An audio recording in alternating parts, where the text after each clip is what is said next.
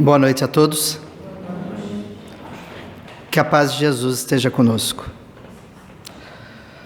Quando Jesus subiu ao monte para transmitir aquilo para que ele vinha aqui transmitir, que o objetivo da vinda dele à face da terra não foram os milagres, não foram os atos que as pessoas até hoje, além daquelas que estudam o Espiritismo profundamente, não têm explicação.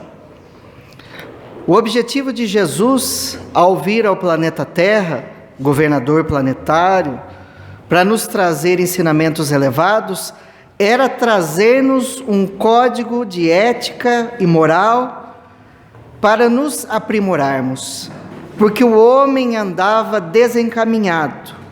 E como Jesus é o modelo e guia da humanidade, ele precisava trazer um modelo e automaticamente um guia para que nós pudéssemos nos conduzir ao longo dos tempos, sendo melhores hoje do que fomos ontem e amanhã do que estamos sendo atualmente. Então, quando Jesus sobe ao monte para trazer o conhecimento do Sermão da Montanha, ele fazia duas coisas fora do comum. Primeiro, ele não era, naquela época, até aquele momento, devidamente compreendido por seus apóstolos. Os apóstolos não conseguiam entender quem era aquele homem.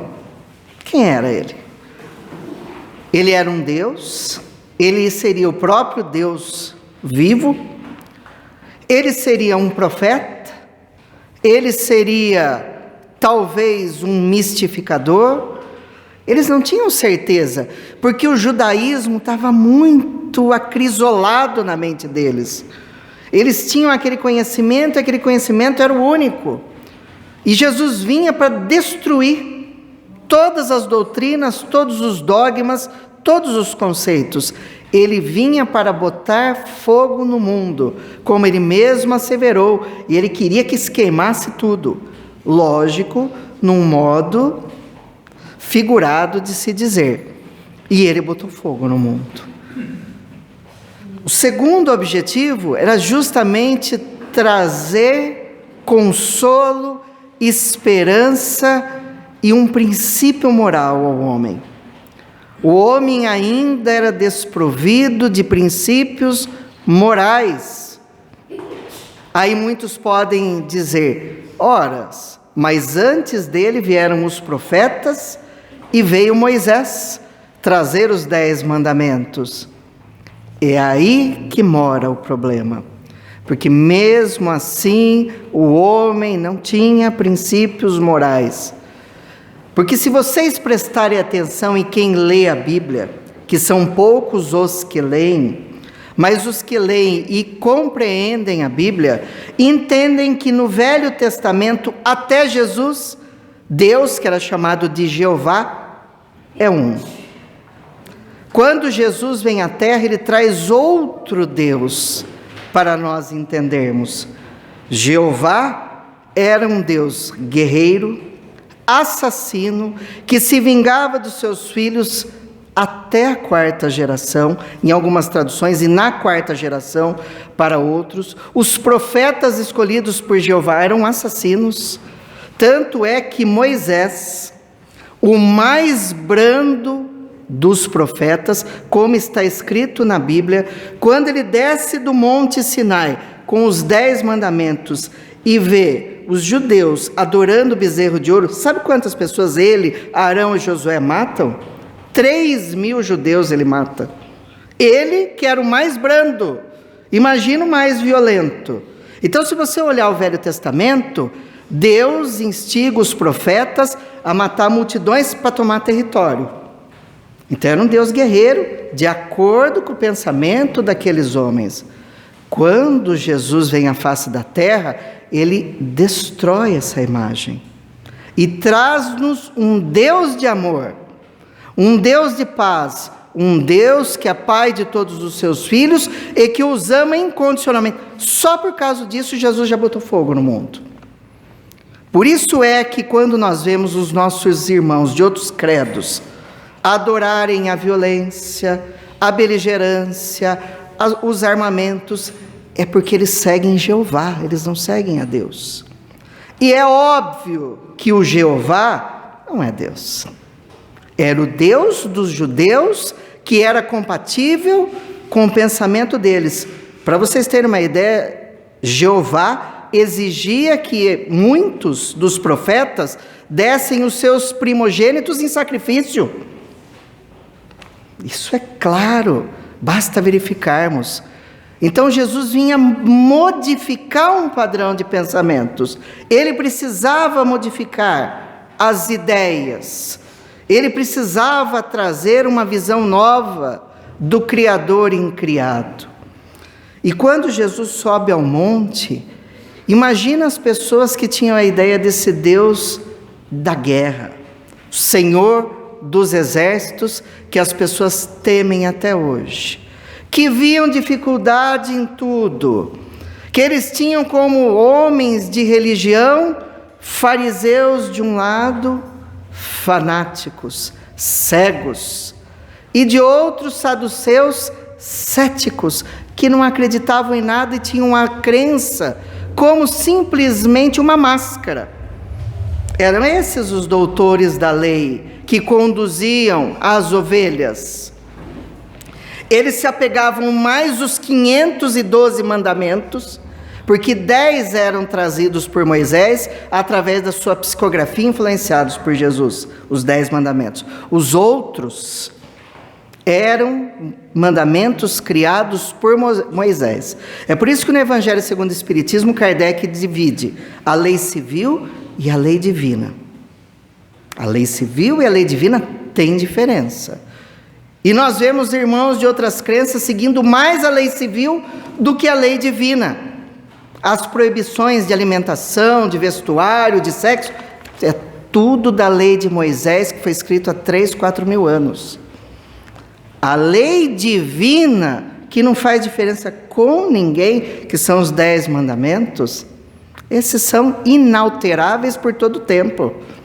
Nós estamos no século 21, é necessário a gente raciocinar e pensar, averiguar o que nós podemos aceitar, o que nós não devemos aceitar, o que foi modificado e o que não foi modificado. Por isso que quando Jesus sobe ao monte, ele lidava com aqueles homens infelizes, sem esperança nenhuma. E o objetivo de Jesus era trazer o elixir do amor, o alimento do amor para alimentar aquelas almas esfaimadas, para que elas pudessem realizar a retificação de seus débitos perante a justiça divina, como ele mesmo asseverou que a cada um seria dado segundo suas obras. É por isso que ele começa dizendo: bem-aventurados os simples de espírito, porque é deles o reino dos céus. Bem-aventurados os que choram, porque serão consolados. Bem-aventurados os mansos, porque herdarão a terra. Bem-aventurados os que têm fome e sede de justiça, pois serão saciados. Bem-aventurados os misericordiosos, porque eles mesmos alcançarão misericórdia. Bem-aventurados os puros de coração, porque verão a Deus. Bem-aventurados os pacificadores, porque serão chamados filhos de Deus. Bem-aventurados os que são perseguidos por causa da justiça, porque deles é o reino dos céus. Bem-aventurados sois vós, quando vos injuriarem e perseguirem, e mentindo disserem todo mal contra vós por minha causa. Alegrai-vos e exultai, porque é grande o vosso galardão nos céus, porque assim perseguiram os profetas que foram antes de vós. A palavra bem-aventurado quer dizer feliz. Feliz o humilde, feliz o manso, feliz o misericordioso, feliz o que tem fome e sede de justiça. Ele colocava como felizes as pessoas que tinham algum tipo de privação, mas que seriam recompensados com a fé, com a compreensão. Aos simples de espírito, não miseráveis, não mendigos, porque a pessoa olha para uma pessoa miserável na rua, com o chinelo pregado com fixado com prego, a calça rasgada, pedindo esmola. Ele é um humilde. Não, ele não é humilde, ele é um miserável. Ele sofre dificuldades. Humilde pode ser, muitas vezes o rico na mansão é mais humilde do que o pobre, o miserável na tapera. Então, não são bem-aventurados os miseráveis, os paupérrimos, mas os humildes de espírito, os simples de espírito. E ele não promete aos simples de espírito a terra, mas o reino dos céus. Porque segundo Lacordaire, no Evangelho segundo o Espiritismo, a humildade é a principal das virtudes, porque ela nos faz sentir-nos como irmãos, e é a que nos leva a todas as outras virtudes. Ou seja, dizem os filósofos do momento, que é chique ser humilde, é um luxo ser humilde, é o ápice do luxo você ser humilde. Porque o humilde é aquele que é rico, sem precisar ter as coisas. Porque rico não é aquele que tem muito, é aquele que precisa de pouco. Quando ele diz, bem-aventurados os que choram porque serão consolados, choram hoje o que fizeram chorar ontem, porque quando o devedor está pronto, o cobrador aparece. E muitas vezes nós achamos que o cobrador é o obsessor tenaz, é aquele que nos conduz à casa espírita atormentados, que nós chamamos de encosto, que esse é o terrível. Gente, eu vou falar uma coisa para vocês. Quando a gente sair do centro hoje, a gente saber que a gente tem um obsessor tenaz do nosso lado, agradeçamos a Deus. A gente deve agradecer a Deus pelo obsessor. Sabe por quê? Porque se não fosse o obsessor, a gente nunca viria à casa espírita. As pessoas, quando estão bem, elas ficam na rede, deitadinhas, assistindo televisão, tomando suquinho. Porque eu estou bem, eu não preciso de Deus. Aí vem a desgraça, vem o problema, vem o obsessor tenaz. Perturba. A pessoa fala, não aguento mais, eu vou no centro espírita. Graças a Deus que veio o centro espírita. Agradeça ao obsessor, senão nunca viria. Está vendo como a gente pode mudar o ponto de vista das coisas e saber que nós somos bem-aventurados quando nós achávamos que éramos desgraçados? Bem-aventurados os mansos, porque eles herdarão a terra. A mansuetude é a característica daqueles que ficarão aqui após concluída a transição planetária, que não é novidade, gente. O pessoal pega os romances novos, de escritores novos, de médiuns novos.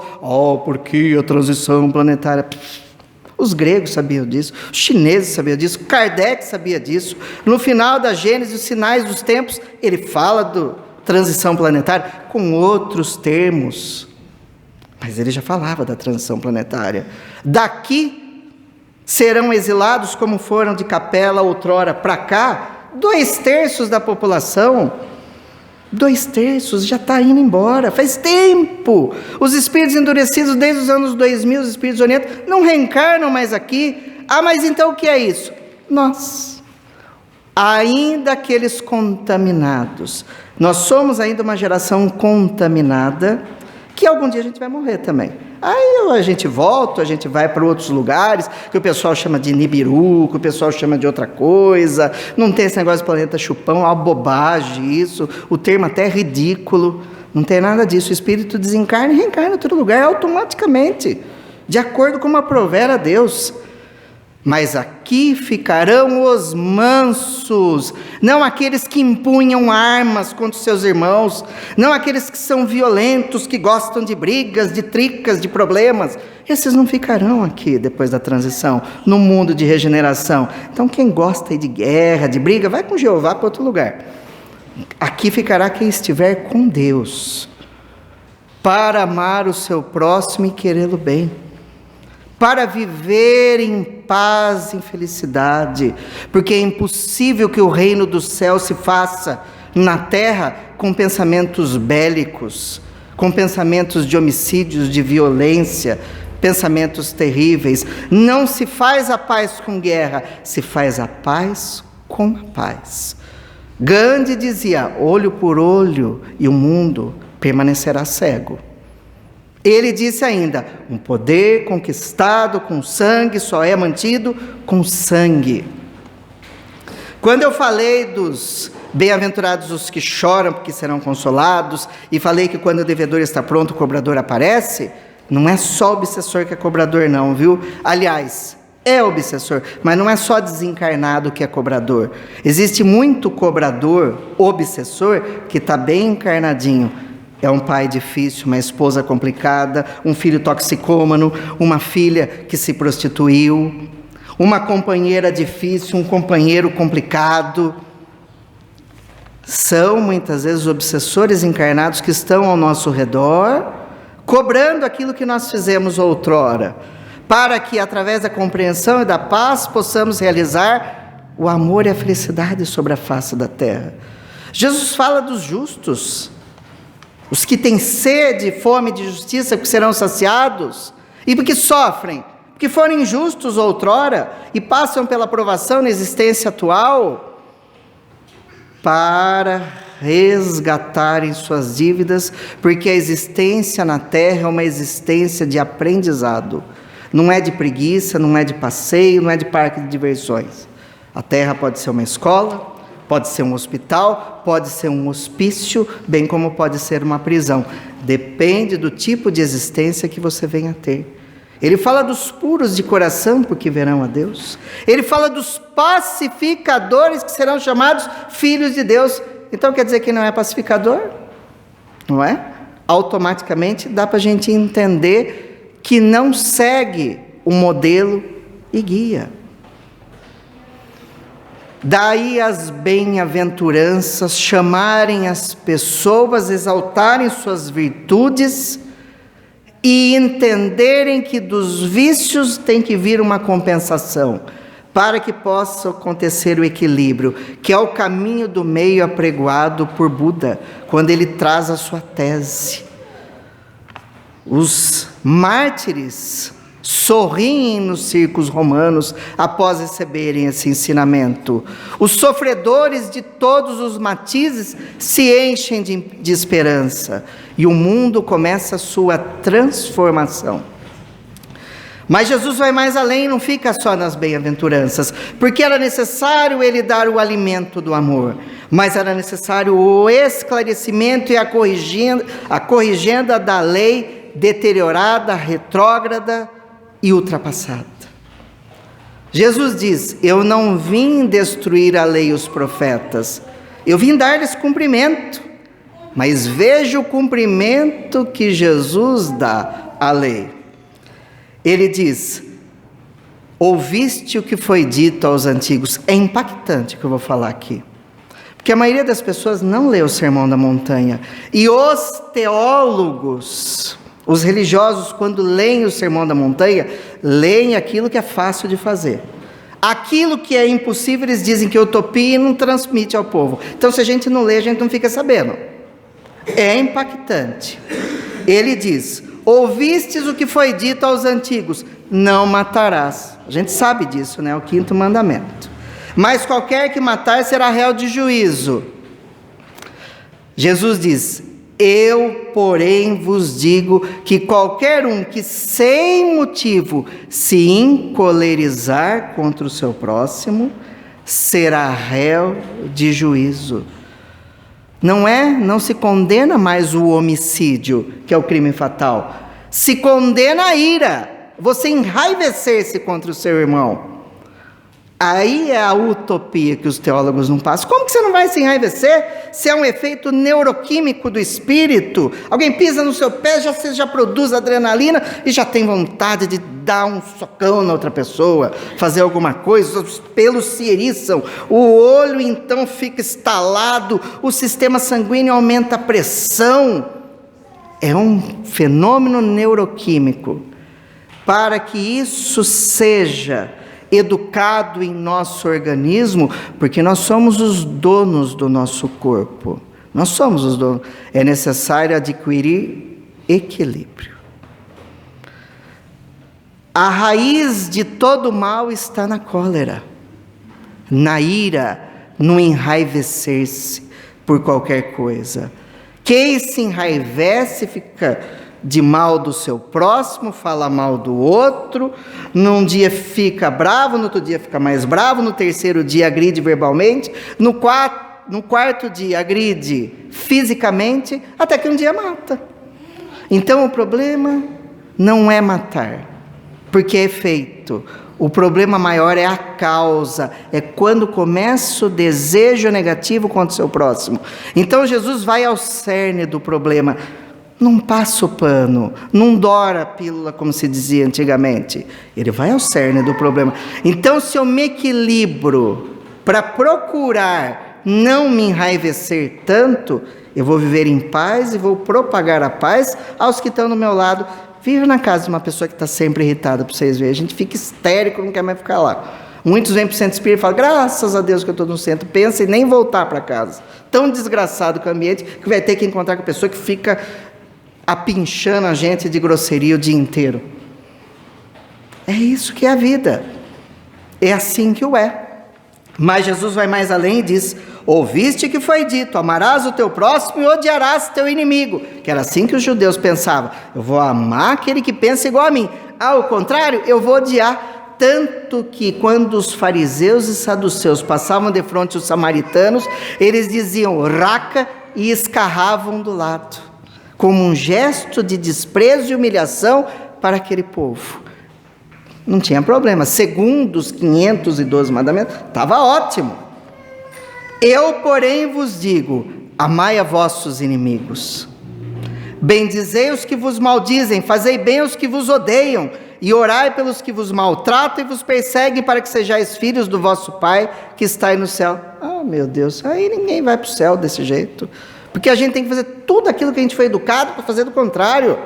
Quando Jesus fala, amai os vossos inimigos, ele muda totalmente os paradigmas. Porque a gente achou que amando quem nos ama estava bom. Ah, os inimigos? Dane-se os inimigos. Segundo o que a gente aprende, mas que não é regra, amar quem nos ama é obrigação da lei de gratidão. Então a gente não está fazendo nada mais que obrigação. Apesar que eu vou falar, hein, gente? A gente acha que quem nos ama é obrigado a aguentar as nossas loucuras. É obrigado a aguentar as nossas teimosias. Então a gente chega em casa, na rua, a gente é um lustro. Bom dia, boa tarde, boa noite, como você está bem hoje, e aquela coisa linda, chega em casa, não olha para a mulher, não olha para o filho, a mulher não olha para o esposo, é uma desgraça, está pronta a comida, mulher? Nossa, fez isso, que comida horrorosa, e acorda e briga com um, briga com outro, porque a gente acha que quem nos ama é obrigado a nos aguentar, até que um dia a mulher separa, até que um dia os filhos vão embora de casa, a pessoa fica sozinha. Então a gente não faz o que a gente devia fazer, ainda mais aquilo que nos torna seres especiais do mundo. Porque se amar quem nos ama é uma obrigação da lei de gratidão, o que nos torna melhores e espíritos superiores é amar quem não nos ama. É aí que eu vou estar fazendo diferença. Mas o que é amar os inimigos? É falar para ele. É de uma ingenuidade, uma tolice grandiosa achar que é isso. Olha, meu inimigo, ele quer enfiar uma faca, ele me odeia, se ele puder ele vai me atraiçoar. Olha, meu inimigo querido. Pensando dentro da casa espírita, né? Eu te odeio com muita caridade. Meu inimigo querido, entre na minha casa. Vou abrir a porta, você pode tomar conta da minha casa. Abre a geladeira, pega o que você quiser que eu vou precisar sair. Nós não vamos fazer isso, né, gente? É uma tolice isso. Mas eu posso não revidar uma ofensa. Eu posso não violentar o direito de outrem simplesmente porque ele não gosta de mim. E outra coisa, ter inimigos é normal, porque as pessoas não são obrigadas a gostar da gente, do nosso jeito de ser. Porque tem pessoas que nos odeiam pelo que nós fazemos, por um jeito de andar, por um corte de cabelo, por uma coisa que falamos. Mas ser inimigo, aí é conosco. E aí nós teremos que lidar com a providência divina, pelo que nós fizemos ou deixamos de fazer. Agora, você orar pelo que vos odeiam, pelos que vos prejudicam, é a coisa mais fantástica que tem na face da terra. Se você descobre um inimigo, se você tem um parente que está te prejudicando, se você tem um amigo que te abandonou e começou a te atraiçoar e te prejudicar, você vai fazer o quê? Você Não, não vai se vingar. Amai os vossos inimigos. Como? Ore por ele. Ore por ele, porque ele está desencaminhado, ele está obsedado, ele está transtornado, ele está variado. Ore por ele, mas não espere que ele venha ser seu amigo, venha pedir perdão para você. Ore por ele primeiro para te deixar em paz, que já é grande coisa. Segundo, para ele alcançar a paz dele. Mas para ele alcançar a paz dele, ele vai fazer isso primeiro, para depois me deixar em paz. É a coisa mais fantástica que tem, gente. Quantos inimigos, quantas pessoas que me prejudicaram, encarnados e desencarnados, que através da prece que eu vou anotando num papel e coloco para orar no dia do Evangelho no lar, que as pessoas ou se afastaram, ou pararam de me prejudicar, seguiram o seu caminho. Porque nós temos muitos inimigos no dia a dia, principalmente personalidades públicas, as tem aos montes. E nós precisamos agir com equilíbrio para nós termos paz e a pessoa alcançar a paz. Nós precisamos disso para termos uma vida plena, para termos felicidade para seguir no nosso dia a dia. Não há nada mais constrangedor que você passar por uma pessoa que te odeia, perto dela, e ela virar a cara, ela te tratar mal, ela ser grossa com você, por mais que você seja equilibrado, te machuca. E nós temos a chama do cristianismo da mão para que possamos mudar as situações. Ninguém tem aura reluzente, asas esvoaçantes, estamos em processo de santificação. Mas a gente tem que começar a aprender uma hora a ser melhor para ter um mundo melhor. Porque nós queremos um mundo melhor, não fazemos nada de melhor para melhorar o mundo. Nós queremos que a matéria se movimente quando o espírito está parado. Isso é improvável, mesmo de acordo com a lei da química e da física.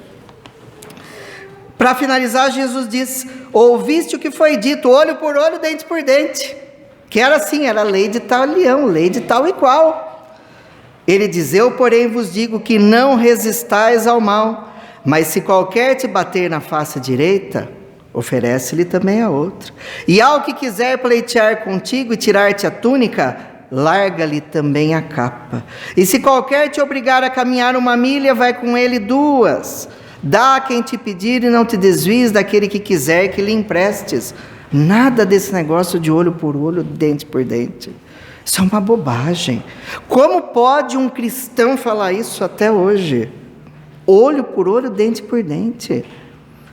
Quando Jesus foi atraiçoado por Judas e os soldados chegam para prendê-lo, Pedro tira uma espada e arranca a orelha do soldado.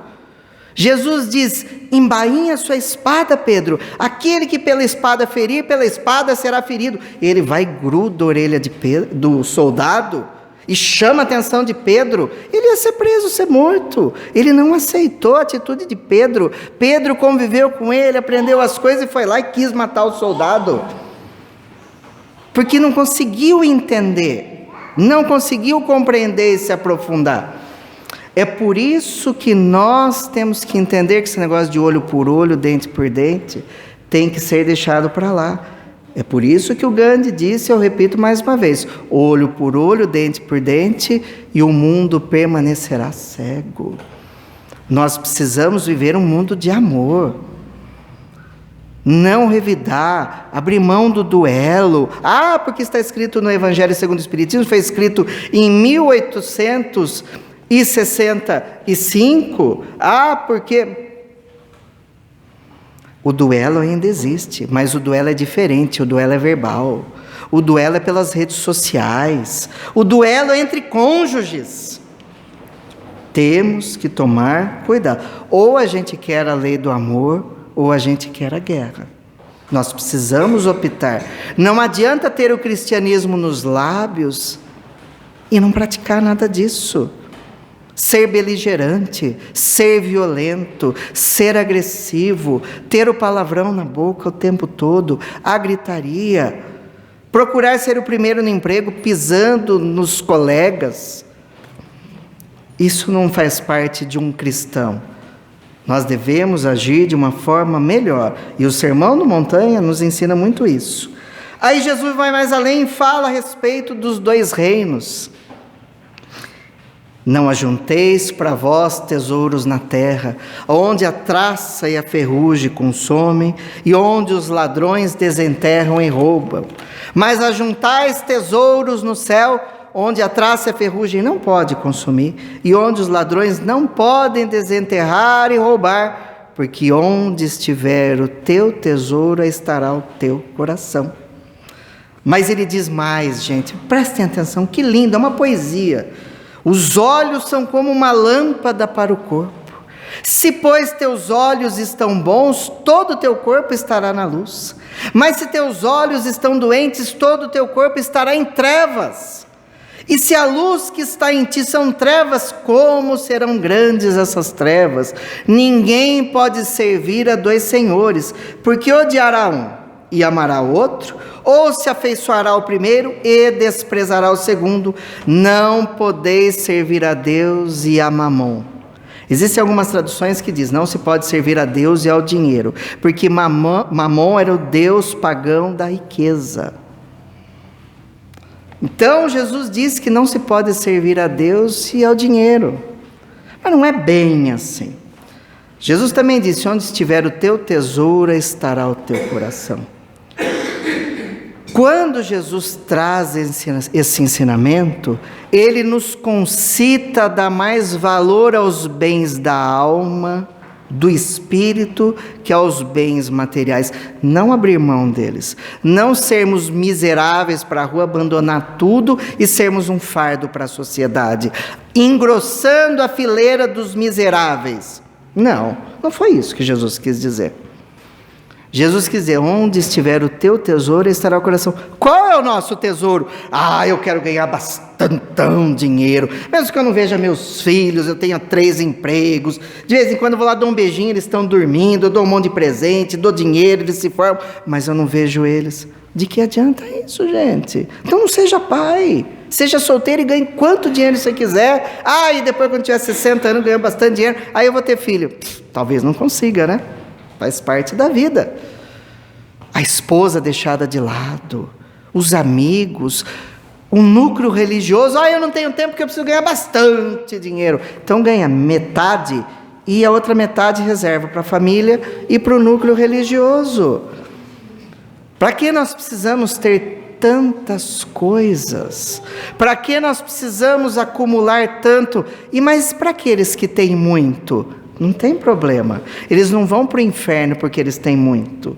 Quando Jesus asseverou que é mais fácil um camelo passar pelo buraco de uma agulha do que um rico entrar no reino dos céus, a gente precisa entender o que Jesus quis dizer. Em primeiro lugar, que a palavra certa não é camelo, é cabo ou corda. Na língua judaica, camelo e cabo e corda têm o mesmo significado, mas eles gostavam de usar termos impactantes. Então pense, na agulha eu vou passar a linha, não é? Mas se eu pegar uma corda, um cabo, não é mais difícil? Não é da mesma família, mas ele é mais grosso? Agora pegar um camelo e passar? Então a gente tem que entender. Por quê? Porque é mais fácil você alcançar o caminho com Deus na pobreza do que na riqueza. Não que seja impossível, mas quando você tem tudo da matéria, você abandona Deus. Geralmente porque você está muito feliz, porque você está todo dia consumindo, você tem uma tristeza, eu estou tão triste hoje, eu vou lá no shopping comprar um carro novo. Vai lá, troca de carro, troca de roupa, troca de geladeira, troca de casa, troca de marido, troca de esposa. Aí você vai consumindo, né? Aí você tem uma tristezinha, você vai lá e compra outra coisa. Aí você tem uma tristezinha, vai lá e compra outra coisa. E no final você acaba sendo infeliz até o fim dos dias. Até o fim dos dias. Agora, se você tem o bem e sabe entender que o dinheiro é seu, não você dele, como Victor Hugo, o grande poeta francês, diz no seu poema inesquecível Desejo, que todo final do ano na IPTV vem a mensagem de final do ano, que o pessoal acha que é a música lá do Barão Vermelho. Não, é o poema de Victor Hugo, poema maravilhoso, Desejo. Desejo que você tenha a quem amar. Ah, aquela música linda, não é a música do Frejá, nem do Barão Vermelho, é a poesia de Victor Hugo. E ele diz num momento: desejo que você algum dia possa dizer ao dinheiro quem manda em quem. Que é esse o problema. A pessoa se afeiçoa aos bens materiais que se torna escravo deles. André Luiz, no livro No Mundo Maior, ele está andando com os mentores espirituais, fazendo uma passagem pelo umbral, quando ele vê alguns anciãos com cheio de lodo na mão, esqueléticos, andando, ansiosos, preocupados, e ele infelizmente reconhece num desses anciãos, ou anciães, que tem 3 funções no plural, a pluralização de ancião, ele vê num deles o seu avô desencarnado. Ele olha e fala: tá louco esses velhinhos?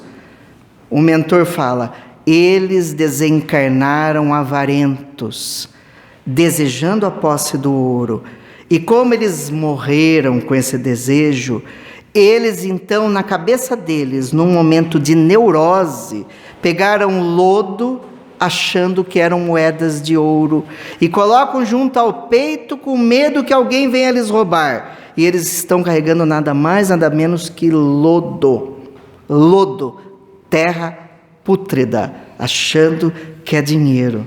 Ai, que coisa horrorosa, chegar assim no mundo espiritual, com essa neurose, já não bastava na terra, também no mundo espiritual. Ave Maria, não. Se aqui o dinheiro não compra tudo, no mundo espiritual não compra nada.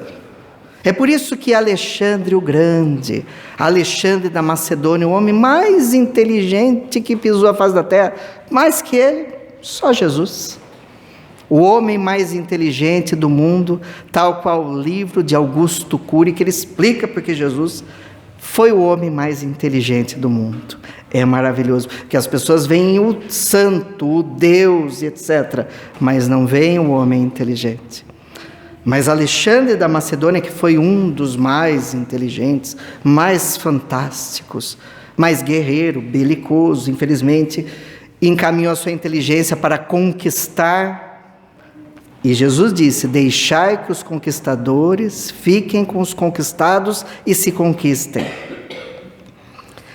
Ele disse que antes dele morrer, ele queria deixar 3 determinações para os seus generais cumprirem.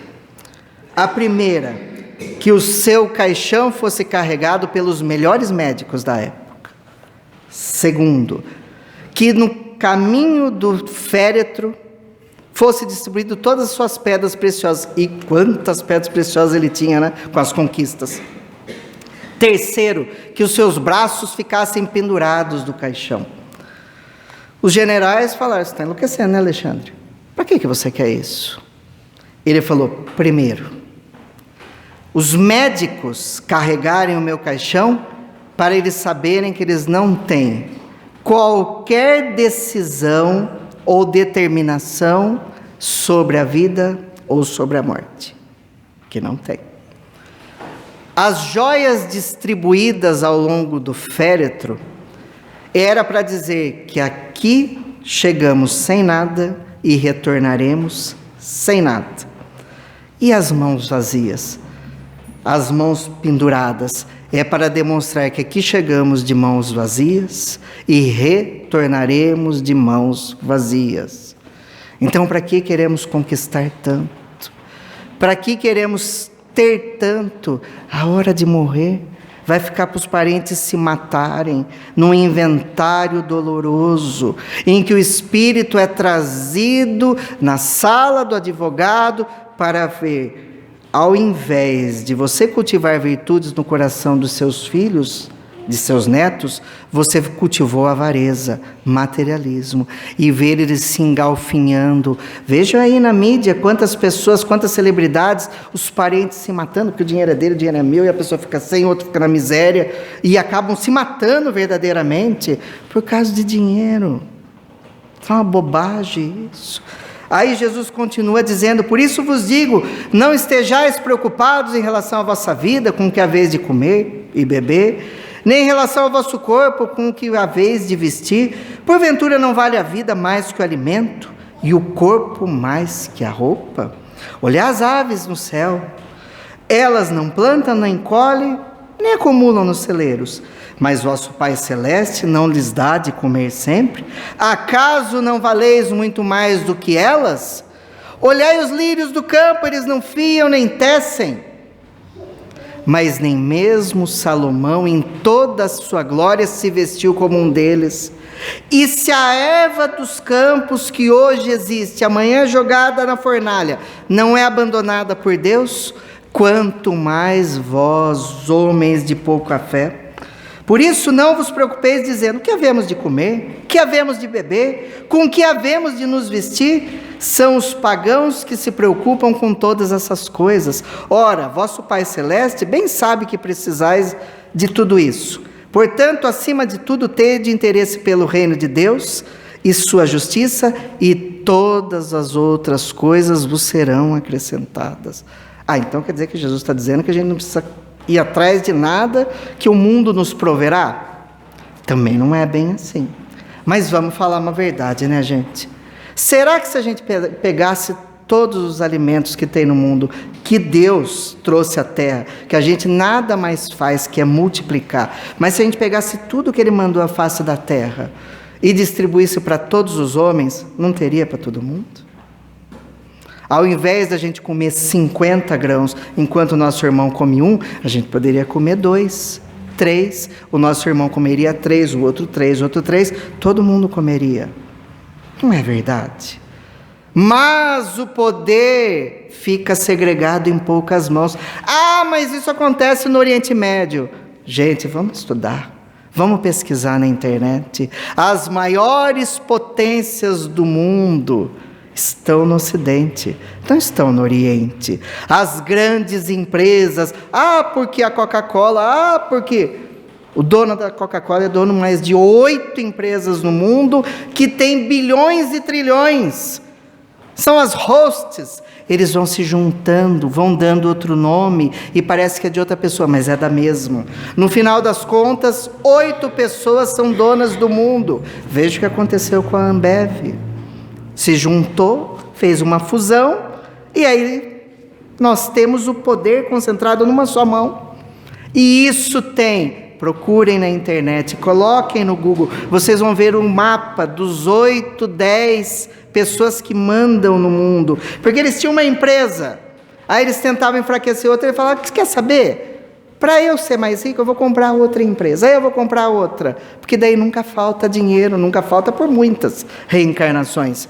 E os assalariados, os operários, as pessoas que têm uma vida até a média, vivem de qualquer coisa e aceitam a miséria que têm, porque o poder é concentrado. Se nós fôssemos mais justos, nós nos preocuparíamos mais com o nosso próximo, maior necessidade, porque quando nós estamos felizes, com a barriga cheia, a gente não se preocupa com o nosso irmão em situação difícil na nossa esquina. Quanta roupa que nós perdemos, comida pelas traças, porque nós não distribuímos por avareza. Quanta comida se perde no nosso armário, na nossa geladeira, quanta sobra a gente joga que alimentaria uma família, porque nós somos egoístas. É por isso que Jesus dá esse ensinamento, que se a gente nos desse as mãos, não só os 8 que mandam no mundo, mas nós na nossa casa, perante os que passam necessidade, não haveria miséria no mundo. Porque nós somos egoístas, materialistas e pensamos só em nós. Senão isso não aconteceria. Então é momento da gente mudar, porque o mundo é injusto e nós somos o quê? Muito justos. Então é necessário, se a gente quer a lei do amor ou não, em nossa vida. E entender: posso ter bens? Lógico, qual o problema? Desde que os bens não me tenham. Aquele negócio, a pessoa ganha na loteria, nossa, que sortudo, ganhou 20 milhões de reais. Alguém acha que é sorte mesmo? O espírita pode conceber que existe sorte e azar? Será que aquela pessoa não foi escolhida por Deus para passar pela provação da riqueza e receber uma quantia vultosa de dinheiro para poder fazer coisa boa com aquele dinheiro? Não para ficar gastando no final de semana no Guarujá 10 mil numa garrafa de vinho, nem comendo lagosta, gastando num jantar 800 mil reais, mas para auxiliar os que passam por necessidades. Ninguém tem dinheiro nas mãos para ficar jogando fora, mas é para auxiliar o progresso, o avanço tecnológico, farmacológico e trazer o bem-estar ao ser humano. Nada acontece à toa na humanidade, porque Deus é o Criador incriado, e não se diz que não cai um fio de cabelo sem que Deus o saiba. Então está na hora da gente acreditar nisso, não é? Porque falar a gente fala, muitas vezes não acredita. Mas Jesus vai mais além, depois de trazer os ensinamentos e transformar e modificar aquilo que houvera dito, ele nos dá um mecanismo para a gente conseguir fazer tudo isso. O mecanismo é fantástico, é a prece. Mas ele nos ensina a fazer a prece. E eu vou dizer uma coisa para vocês. Fazem quantos séculos que Jesus nos transmitiu esse ensinamento, e tem tanta gente fazendo a prece mal feita, tem tanta gente fazendo a prece com pressa, tem tanta gente fazendo a prece de qualquer jeito, e nós deixamos o mecanismo mais importante de comunicação com Deus e com os espíritos superiores abandonado. Ou fazemos de uma forma mística, porque achamos que de forma mística a prece vai dar. A prece não vai materializar uma situação na nossa frente, mas vai nos transformar para nós nos modificarmos para alcançarmos os objetivos, se forem os melhores para a nossa vida. Mas Jesus dá uma orientação fantástica dizendo: quando orardes, não vos assemelheis aos hipócritas que afetadamente oram de pé nas sinagogas e nos cantos das ruas para serem vistos pelos homens. Digo-vos em verdade que eles já receberam sua recompensa. Quando quiserdes orar, entrai para o vosso quarto e, fechada a porta, orai a vosso Pai em segredo, e vosso Pai que vê o que se passa em segredo, vos dará recompensa. Não cuideis de pedir muito nas vossas preces, como fazem os pagãos, os quais imaginam que pela quantidade de palavras é que serão atendidos. Não vos torneis semelhantes a eles, porque vosso Pai sabe do que tendes necessidade, antes que lhe peçais. É totalmente do contrário que geralmente as pessoas fazem. Orar afetadamente, de pé, nas esquinas, perante os homens, é a pessoa hipócrita que quer ser vista como um crente verdadeiro, mas que de necessidade nenhuma disso tem, porque Jesus nos orientou. Esses já receberam sua recompensa. Aquele homem tem uma fé, olha ele orando, aí ele abre o braço assim, grita: Pai, me ajuda. Pode internar também, né, porque já não está bom na cabeça. Muitos acham que Deus é surdo, que Deus tem Alzheimer, porque a pessoa repete todo dia, e repete, e repete, e repete, e fala alto, e grita. Não tem necessidade disso. A prece é o telefone de Deus. Quando fordes orar, entrai em vosso quarto, trancai a porta, e orai em segredo, que Deus, que vê o que se passa em segredo, vos dará a recompensa. É quietinho, é uma prece simples, humilde. Aqui, quando Donizete fez o Pai Nosso, eu falei: nossa, todo mundo vai Pai Nosso. Todo mundo em silêncio. Eu adorei, gente. Eu adorei, fiquei extremamente feliz, porque entenderam que é pela mente que a gente acompanha a oração. A gente não precisa falar muito, nem falar. Tem a linguagem do Espírito na prece.